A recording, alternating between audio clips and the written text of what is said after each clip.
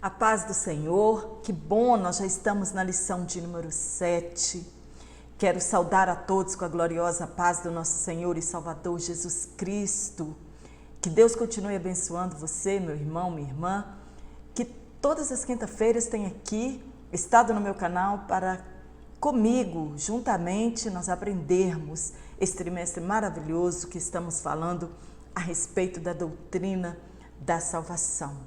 Sou muito grata a Deus por esta oportunidade maravilhosa que Ele tem me dado e também sou grata a Deus por cada um de vocês que tem inscrito no meu canal, tem curtido os vídeos e de coração agradeço cada comentário que os irmãos têm feito. Para mim é um privilégio muito grande. E hoje nós vamos falar sobre a salvação pela graça. Não há o que argumentar, a salvação ela é pela graça, queiramos acreditar ou não. O homem é incapaz de sozinho salvar-se e, por seus esforços, ele fracassará. E hoje nós vamos falar sobre esta maravilhosa graça de Deus. Em todos os outros vídeos, em todas as outras aulas, nós demos uma pincelada a respeito da maravilhosa graça de Deus. A transgressão de Adão, ela foi única e resultou em condenação para toda a humanidade. E também, diz a palavra de Deus, que por um só ato de justiça veio a graça que traz vida a todos. Está em Romanos capítulo 5, versículo 17, e esta tradução é da NVI.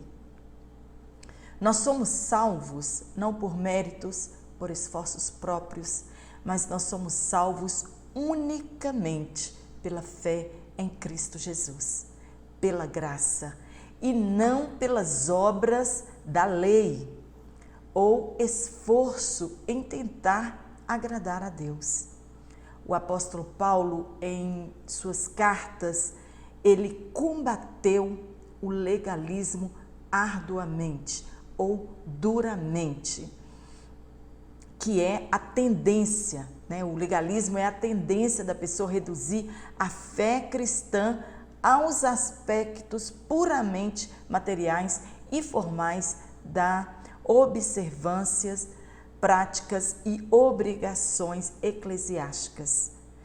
Um exemplo que nós temos no Novo Testamento, quando os judeus convertidos ao cristianismo, eles queriam obrigar os gentios cristãos a guardarem a lei de Moisés. Está em Gálatas capítulo 2, versículo 11 ao 16. E hoje nós vamos falar sobre a lei e a graça. Teologicamente falando, a lei de Deus contida no Pentateuco é a expressão máxima da vontade divina quanto à condução dos negócios, interesses e necessidades humanas na família, na sociedade e no Estado. Ela foi entregue para Israel, mas a parte ética da lei de Deus, ela é aplicável a todos os demais povos. Nós que vivemos sobre a graça, não somos obrigados a guardar os preceitos cerimoniais judaicos, pois a lei a qual nós nos submetemos é chamada a lei do Espírito. Está em Romanos capítulo 8, versículo 2. A lei moral de Deus é uma expressão da sua graça. No primeiro tópico, nós vamos falar sobre a lei e a graça. Primeiro, vamos falar sobre a lei. A lei mosaica, no hebraico, Torá, significa ensino. E ela tem 3 divisões. Ela é dividida em lei moral, civil e lei cerimonial. A lei ela revela a vontade de Deus quanto à conduta do seu povo. Ela não foi dada como um meio de salvação para os perdidos. Ela foi destinada aos que já tinham um relacionamento com Deus.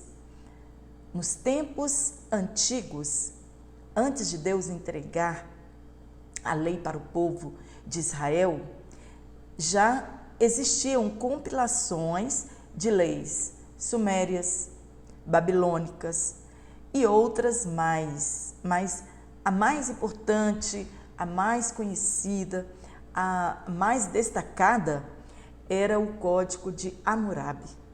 Mas somente a lei de Deus tem regras de comportamento, isto é, que ensina entre fazer o certo e fazer o errado. Eu tenho consciência de se estou fazendo certo ou se estou fazendo errado. A lei de Deus, ela nos dá esta possibilidade. A lei, ela expressa a natureza e o caráter de Deus.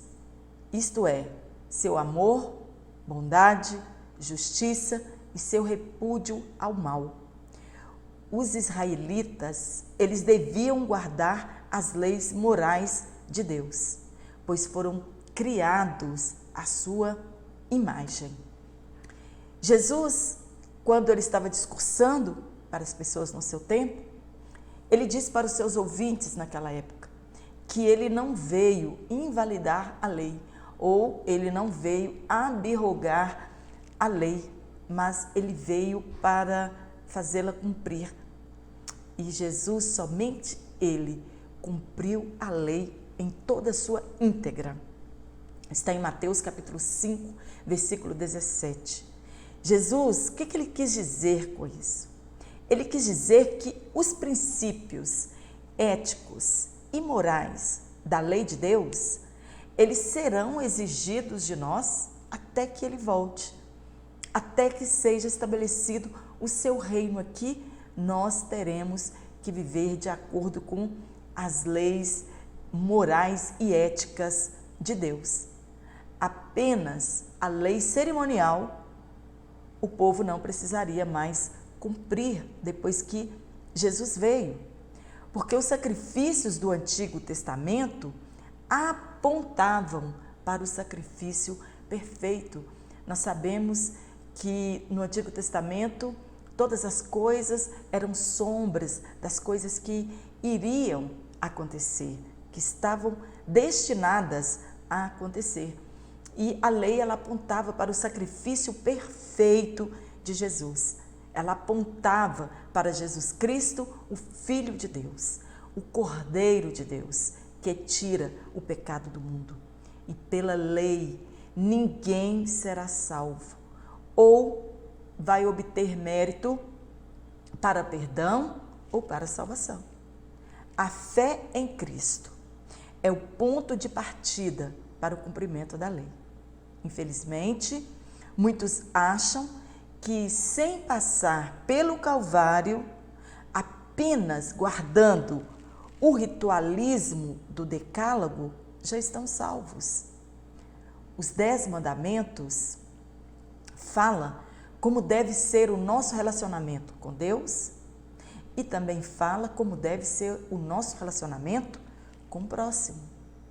Primeiro, Jesus Cristo, aceitamos Ele como Senhor e Salvador de nossas vidas e aí nós cumprimos a lei e os concertos e os preceitos divinos registrados na Escritura Sagrada.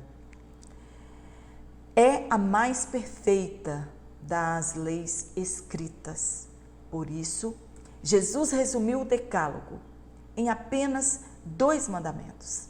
Primeiro, maior mandamento: amar a Deus sobre todas as coisas, com entendimento, de coração e com todas as nossas forças. E o segundo, semelhante a este, é amar o próximo como a ti mesmo. E esses 2 mandamentos resumem o Decálogo. Está em Mateus capítulo 22, versículo 37 ao 39. Paulo, em Romanos, capítulo 3, versículo 20, ele escreve que pela lei vem o conhecimento do pecado. E infelizes daqueles que desprezam a graça e vivem debaixo da lei. Tiago, em sua carta no capítulo 2 e no versículo 10, ele escreve que guardar toda a lei e tropeçar em apenas um ponto é culpado de todos. Nós poderíamos comparar como efeito dominó. Derrubou uma pedrinha, todas em sequência vão cair. Então, se tropeçarmos em um ponto da lei, todos os outros que nós cumprirmos não terá valor, né? Seremos culpados de todos os outros. Nós já aprendemos que a lei, ela serviu de aio, ela foi um condutor para que nós chegássemos a Cristo. Então, a lei, ela nos conduziu a Cristo. Já falamos que ela não foi dada para salvar, mas para apontar para Israel que haveria um sacrifício perfeito. Ela não podia salvar. A lei não pode salvar a ninguém. Nós só somos salvos por meio da graça. Somente Jesus Cristo cumpriu toda a lei. Ao homem, isto é impossível. A palavra de Deus nos revela isso. A própria lei nos revela isso, né? Pela lei é impossível o homem encontrar salvação. A lei foi dada por Deus para mostrar ao homem quão terrível é o pecado. Quão terrível é por causa das transgressões.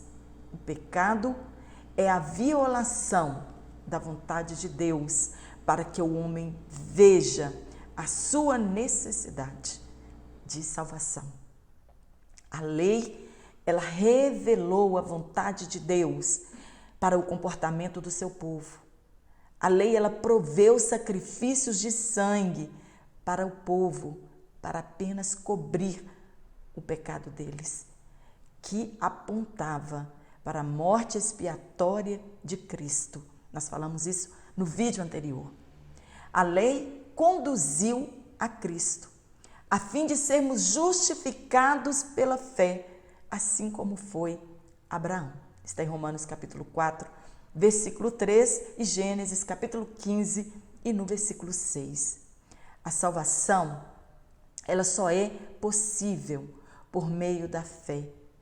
E isso não vem de nós. Nenhum esforço humano é capaz de salvar a si mesmo. Vem de Deus, por intermédio da graça.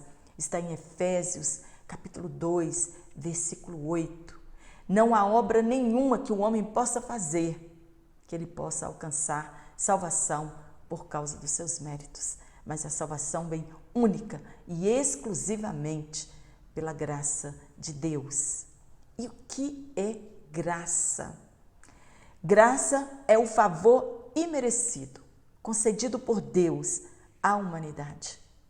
E ela é operada por meio da fé e obtida por meio da fé no sacrifício vicário de Jesus Cristo, o Filho de Deus.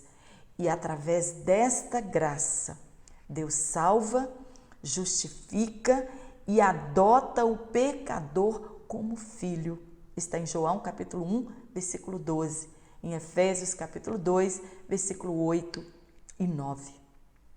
A lei, ela só existe por causa do pecado. Quando Deus entregou a lei para o povo no Monte Sinai, o povo estavam saindo de uma escravidão de quase 430 anos. Aquele povo desconhecia Deus, estavam acostumados ao jeito de viver no Egito e à sua prática pagã. Deus precisava da lei que regulamentasse o comportamento do povo, daquela nova nação que estava se formando.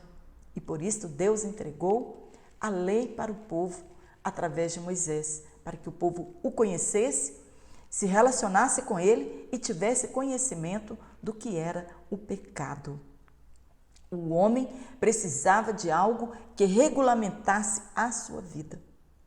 Os salvos são guiados pelo Espírito Santo de Deus. Sim, a graça, ela é superior à lei. Somente por intermédio do Espírito Santo nos é outorgado o amor de Deus em Cristo Jesus. Misericórdia, perdão e desejo de fazer a vontade de Deus. Um homem que não é alcançado pela graça de Deus, que não recebeu o Espírito Santo de Deus, que não vive segundo a lei do Espírito, ele não cumpre e nem tem desejo de cumprir a vontade de Deus. Tudo o que nós fazemos depende da graça divina. Devemos buscar a graça de Deus, desejá-la. Está em Hebreus capítulo 4, versículo 16. Precisamos entrar com confiança ao trono da graça. E por que é chamado trono da graça?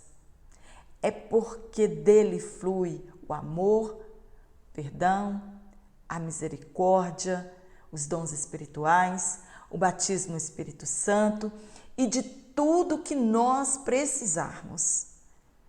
Provém do trono de Deus, provém do trono da graça. A maravilhosa graça de Deus, nós já sabemos, ela não é irresistível. A pessoa, ela pode rejeitá-la ou não. Está em Hebreus capítulo 12, versículo 15. O crente, ele recebe a graça de Deus como ou quando? Estudando as Escrituras, quando nós obedecemos às Escrituras Sagradas.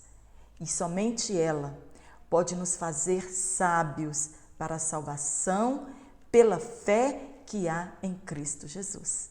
2 Timóteo, capítulo 3, versículo 15.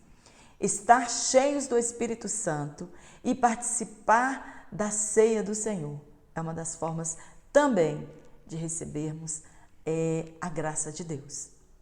O crente também, ele pode apagar, anular e abandonar a graça de Deus.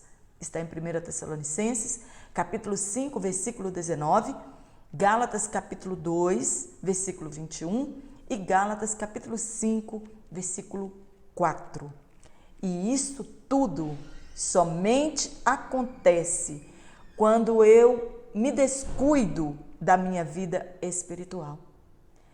Quando o crente decide viver em pecado deliberadamente e quando ele abandona a fé em Cristo, ele sim pode perder a graça que vem de Deus. No segundo ponto, nós vamos falar sobre o favor imerecido de Deus. Isso é graça. Graça é o favor imerecido de Deus. E ela é superabundante à humanidade, pois em um mundo perdido, Deus não deixa de derramar a sua graça e salvar aqueles que creem no nome de Jesus. Não há pecador que não possa ser alcançado por este favor. Somente o pecador não é alcançado pela graça de Deus se ele não quiser. Em Romanos capítulo 5, versículo 20, Paulo expressa esta superabundância da graça. Deus concede da sua graça como dádiva ao pecador. Deus simplesmente podia destruir o mundo quando Adão pecou. Quando na Torre de Babel ou quando no dilúvio, Deus simplesmente podia destruir tudo e todos e construir tudo novamente pelo seu poder. Mas a sua graça, a sua maravilhosa graça, não permitiu que isso acontecesse. A sua graça para com o pecador, o seu amor, a sua misericórdia foi derramada ao pecador. E por isso estas coisas não aconteceram e nem acontecem. E tudo que acontece depende da graça divina. O mundo, ele é sustentado pela graça de Deus. Nosso corpo físico, ele é sustentado pela graça de Deus. Esta é chamada a graça comum, pois ela é dada a todos. Mas a graça para a salvação é dada mediante a fé em Cristo Jesus, o Filho de Deus. E mediante isso, Deus opera em nossas vidas. Na lei, o transgressor era punido imediatamente após ser descoberto o seu pecado. E algumas das punições era a morte. O exemplo que nós temos era o adultério. Está em João capítulo 8, versículo 3. É quando uma pessoa era pego no ato do adultério, ela era apedrejada. Não havia explicação. E na graça é diferente. Quando Jesus veio, ele manifestou a expressão máxima da graça de Deus. O transgressor não precisava morrer pelo seu pecado. O transgressor, hoje também, ele não precisa morrer pelo seu pecado. Ele tem de arrepender-se e não continuar na prática do mesmo pecado. João escreveu que nós temos um advogado chamado Jesus Cristo, e se nós pecarmos, ele intercede por nós. Mas infelizmente muitos interpretam esta liberdade, está na nossa lição, como um salvo-conduto. O que é isso? O salvo-conduto é um documento emitido por autoridades de um estado para que a pessoa tenha liberdade de transitar em um determinado lugar.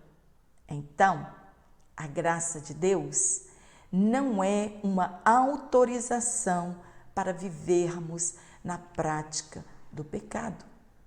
Alguns pensam: posso pecar quantas vezes quiser, pois serei perdoado.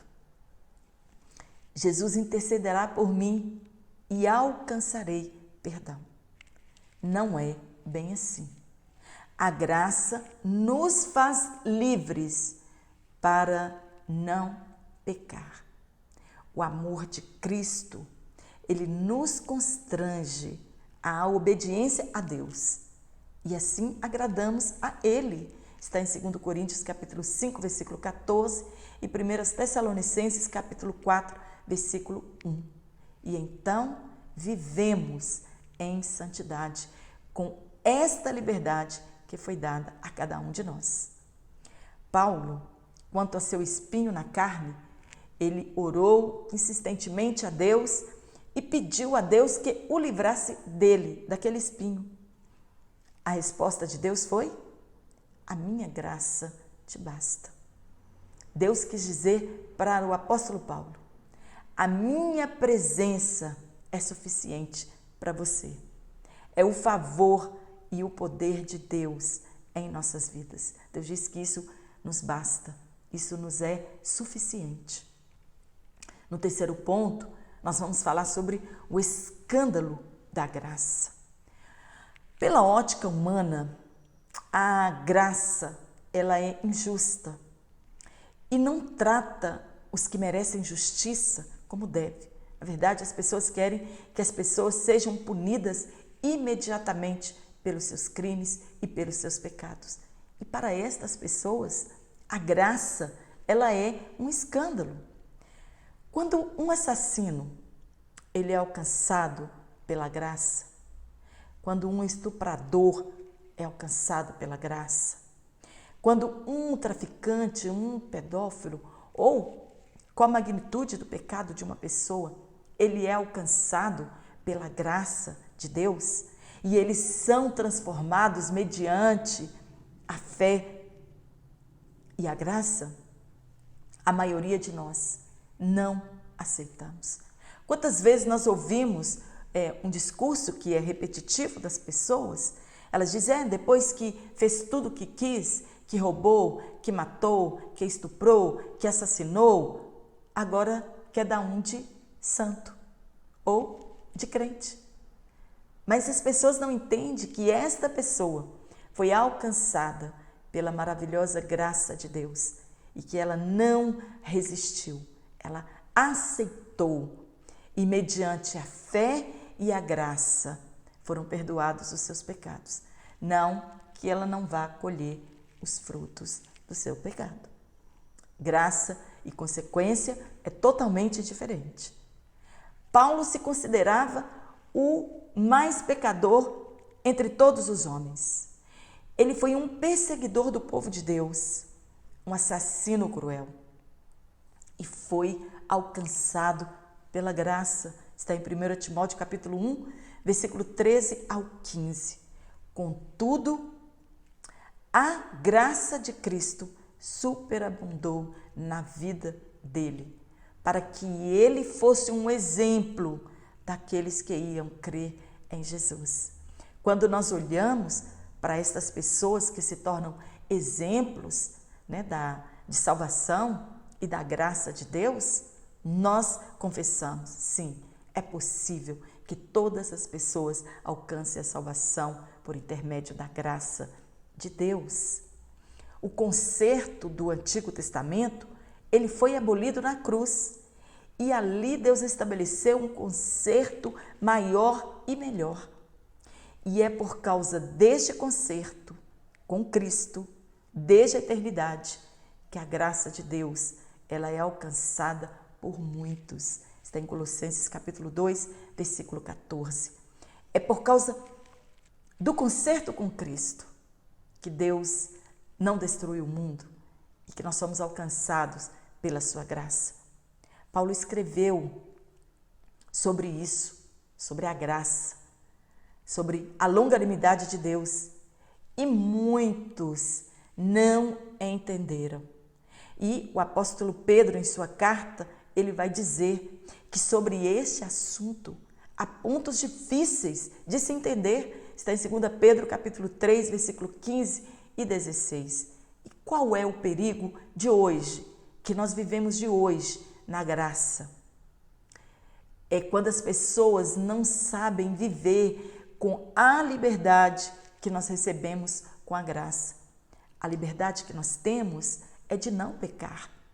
E as pessoas não entendem esta liberdade. Hoje, para muitos cristãos, nada tem importância. Nada tem a ver com nada. Achamos que podemos tudo e que podemos viver e praticar o que o mundo faz, porque estamos na dispensação da graça. A diferença é que o que Jesus falou, né? Ele não deu essa liberdade, porque nós temos um advogado que intercede por nós, né? A liberdade que nós temos é de não pecar. E o pecado, quando ele está em nós, como o apóstolo Paulo escreveu, aquilo que eu quero fazer eu não faço, mas aquilo que eu não quero fazer é isto que eu faço. Né? Quando nós estamos ainda escravos do pecado. E às vezes a pessoa acha que, porque ela fala de Jesus, porque ela canta hinos, né, evangélicos, porque ela vai à igreja, ela é diferente, mas ela pratica os mesmos pecados que as pessoas no mundo hoje estão praticando. E isso não é graça. O comportamento desta pessoa está longe das verdades bíblicas. E isto não é liberdade. Isto é libertinagem. Nós somos livres para não pecar. Quando pecamos, nós profanamos o sangue do pacto. Está em Hebreus capítulo 10, versículo 29. Outro extremo é o legalismo. É o estilo de vida que as pessoas acreditam que o cumprimento das regras torna o indivíduo merecedor do favor e da salvação divina. Mérito próprio. E a salvação ela não depende de nenhum esforço humano. E tem crentes, cristãos, que por fazerem muito é levado ao orgulho espiritual. Acha que faz muito para Deus e que isso é uma moeda de troca. Está em Mateus 23, 23. Eu faço muito, eu tenho crédito com Deus, então nós vamos acreditar, já que não é pela graça, mas pelos méritos, pelo meu esforço. O que podemos fazer? O que o homem pode dar para pagar o benefício da salvação? A resposta? Nada. Se fosse por esforço ou por mérito próprio, não seria graça. Quem fez foi Cristo. O mérito é dele e é por causa dele que nós fomos alcançados pela graça de Deus, por este favor que nós não merecíamos. O sacrifício de Jesus é que nos justifica diante de Deus e que somos reconciliados com Ele. O sangue de Jesus é que perdoa os nossos pecados. Não podemos achar que somos alguma coisa ou que merecemos alguma coisa. Nós não merecíamos nada. Estávamos mortos em nossas ofensas, em nossos delitos, em nossas transgressões e fomos alcançados com esta maravilhosa graça. Não merecíamos esta graça. E foi por intermédio de Jesus Cristo que a alcançamos. A graça é um presente dado para cada um de nós.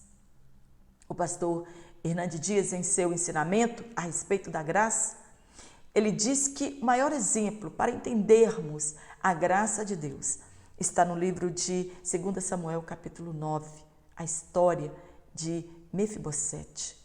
Ela retrata com clareza quem éramos antes de sermos alcançados pela graça de Deus e aonde nós vivíamos. E podemos dar graças a Deus por esta graça maravilhosa ter nos alcançado. Espero ter contribuído com o comentário para as nossas aulas deste próximo domingo. Que Deus em Cristo te dê uma ótima aula, que possa continuar nos abençoando. Espero você aqui no próximo vídeo e se inscreva no meu canal, curta esta aula, compartilhe em suas redes sociais e que Deus continue te abençoando grandemente. Um forte abraço para você.